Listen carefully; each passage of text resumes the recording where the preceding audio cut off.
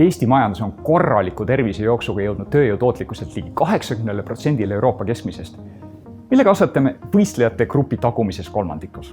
Samas strateegiaga Eesti 2035 oleme seadnud ambitsioonika eesmärki jõuda Euroopa liidrite grupi tootlikkusega 110%. Selle saavutamiseks tuleb kujundlikult keset pikama jooksu saada Eesti majandus sprintima.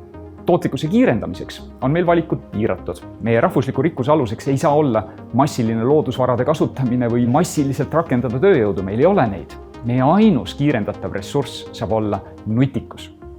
Piltlikult öeldes, me ei tooda lihtsalt lauda, vaid globaalse potentsiaaliga nutikat lauda. Me ei paku lihtsalt oma harjumuspärast teenust, vaid globaalse potentsiaaliga teenuse platvormi. Me ei tooda lihtsalt patja, vaid nutikat patja, mis kontrollib magaja und ja annab soovitusi pikaajalise tervise tagamiseks. Nutikate toodete ja teenuste spekter on piiramatult lai. Tööandjate Keskliidu innovatsiooni käivituskojas olemegi võtnud endale eesmärgiks aidata kaasa innovatsioonipöörde käivitamisele. Makrotasandil on meie eesmärgiks, et Eesti erasektor panustaks teaduse arendus ja innovatsiooni 2% SKP-st. Kui me taandame seda üksiku ettevõtte tasandile, oleme seadnud lati, et Eesti majandust päästavad uuendusmahukad ettevõtted, kes süsteemselt panustavad uurimis- ja arendustegevusse 2% oma käibest.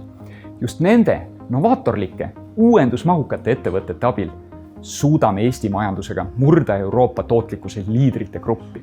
Uuenduslikkuse mõtteviis ei ole üksikute valitute privileeg, see on iga ettevõtte võimalus.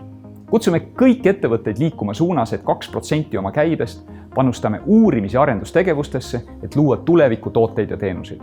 Kui olete selle eesmärgi poole teele asunud või selle kriteeriumi koguni saavutanud, siis liituge uuendusmahukate ettevõtete 2% klubiga.